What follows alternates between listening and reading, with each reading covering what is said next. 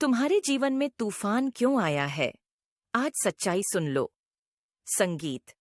मेरे बच्चे, मैं जानती हूँ तुम बहुत बुरे हालातों से गुजर रहे हो। तुम्हारे मन में बार बार यह प्रश्न आ रहा है कि आखिर हर बार मेरे साथ ही बुरा क्यों होता है? क्यों मैं ही हर बार विषम परिस्थितियों में फंस जाता हूँ? मेरे ही कार्य क्यों बिगड़ जा? मेरे ही रिश्ते क्यों उलझ जाते हैं? मैंने तो सबको खुशी दी है, फिर मेरे जीवन में इतना दुख क्यों? संगीत है।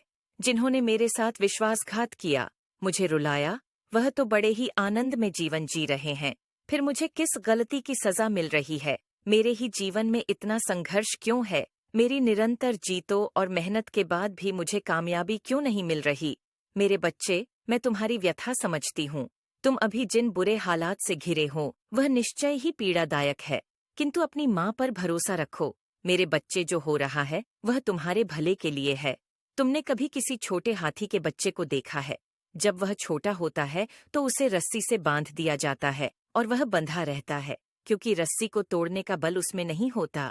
किंतु जब वही बच्चा विशाल हाथी का रूप लेता है तो वह अत्यंत बलशाली हो जाता है, किंतु फिर भी वह इस रस्सी से बंधा रहता है, जबकि यदि वह चाहे तो उस रस्सी को तोड़कर स्वयं को आजाद कर सकता। संगीत है। किंतु उसके मन में बालपन से ही यह धारणा बन गई है कि वह उस रस्सी को तोड़ नहीं सकता। मेरे बच्चे, इसी भांति तुम भी कभी कभी अपनी क्षमता भूल जाते। संगीत हो। तुम अपने जीवन को, अपने भाग्य को कोसने लगते हो। तुम्हें लगता है कि अब कुछ भी अच्छा नहीं होगा, सब कुछ बर्बाद हो चुका है। मेरे बच्चे, भाग्य तुम्हें दुख नहीं दे रहा। तुम्हारे जीवन में जो तूफान आया है वह तुम्हारे विवेक और तुम्हारी क्षमता को जागृत करने के लिए आया है।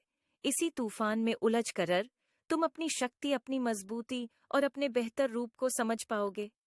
मेरे बच्चे, मेरा उद्देश्य तुम्हें दुख देना नहीं है।